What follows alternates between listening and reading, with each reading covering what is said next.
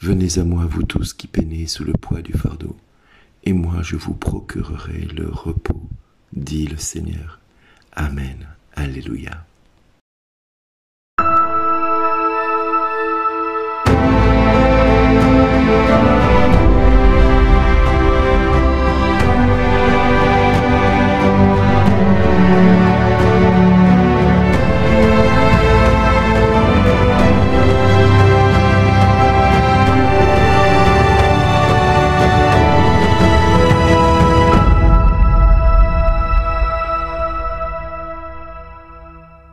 Aujourd'hui, le message vous est adressé par Bernard Dille. Bonjour les amis, venez à moi, vous tous qui peinez sous le poids du fardeau, et moi je vous procurerai le repos.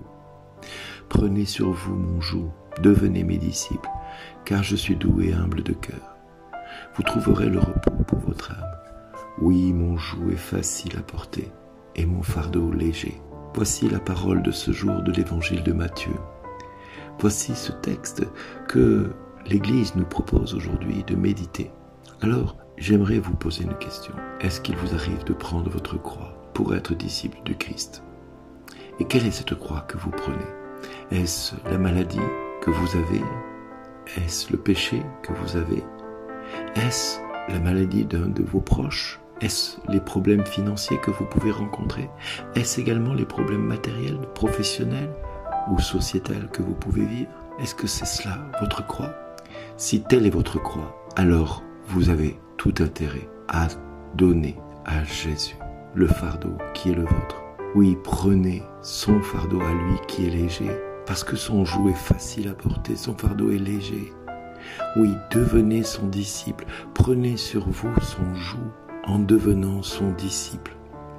Alors, lui qui est doux et humble de cœur, nous donnera le repos pour notre âme.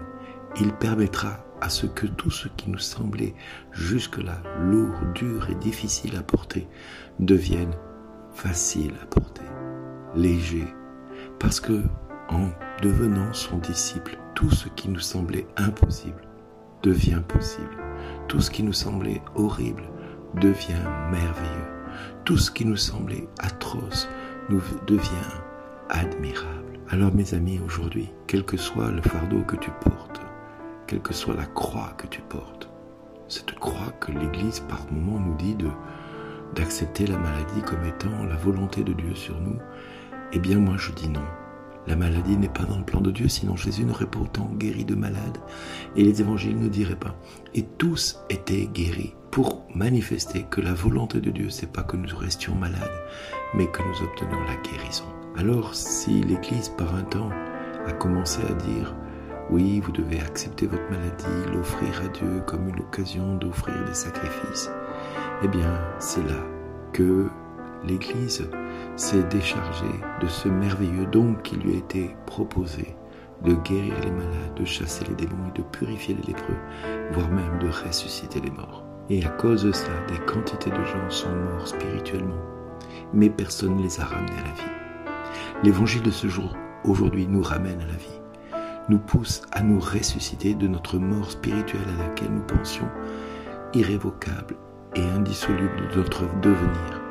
Oui, la mort spirituelle n'est pas notre vocation première. Notre maladie n'est pas notre vocation première. Non, la vocation première du chrétien, c'est d'être guéri et d'être des témoins de la puissance de Dieu en étant guéri. Alors si mon ami, aujourd'hui la maladie ou le fardeau que tu portes est trop lourd, alors viens vers Jésus. Dépose-lui ton fardeau. Donne-lui ce fardeau qui est lourd, trop lourd pour toi, pour tes petites épaules. Même si tu es costaud, dépose-lui ce fardeau. Ne le garde pas. Ne garde pas ce fardeau. Non, décharge-toi de celui-ci. Ne le garde pas. Jésus a donné sa vie pour que tu en sois libéré. Alors si tu le gardes, tu lui voles la raison pour laquelle il a donné sa vie pour toi, comme pour tes amis, comme pour tes proches. Non, Jésus veut vraiment qu'on se décharge de notre fardeau. Prends le sien qui est léger, c'est-à-dire deviens disciple, c'est-à-dire deviens témoin de ce que Jésus est en train de faire dans notre vie à tous. Deviens témoin de ce que Dieu fait dans ta vie. Oui, aujourd'hui Jésus vient à toi et te dit, toi aussi viens à moi. Toi sous ce fardeau, pour que je te procure le repos. Prends ce joug que je te propose en devenant mon disciple, en devenant témoin de mon amour. Et moi qui suis doux et humble de cœur, je vais te donner un repos pour ton âme, pour ton cœur. Je vais te soulager, je vais t'alléger, je vais t'empêcher de t'enfoncer dans une montagne de problèmes que non, Dieu veut vraiment que nous soyons libres de toute chaîne. Alors si nous sommes libres de toute chaîne, par la vocation de Dieu, pourquoi se charger de fardeaux et nous enchaîner à des maladies ou à des souffrances inutiles? Parce que c'est bien là le problème. Le fait d'assumer ces maladies comme étant une volonté divine, c'est se charger de quelque chose qui n'est pas notre vocation première.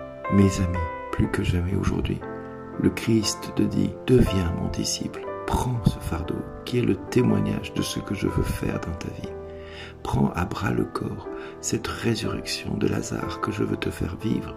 Prends à bras le corps cette guérison du paralytique que j'ai voulu manifester à tout ce monde qui, voyant qu'il y avait trop de monde, décidèrent de passer ce disciple, cet homme, au travers d'un toit pour l'amener devant les pieds de Jésus. Soit cet aveugle, Bartimée, que le Seigneur a guéri, soit ce lépreux que Jésus a guéri en guérissant 9 autres lépreux.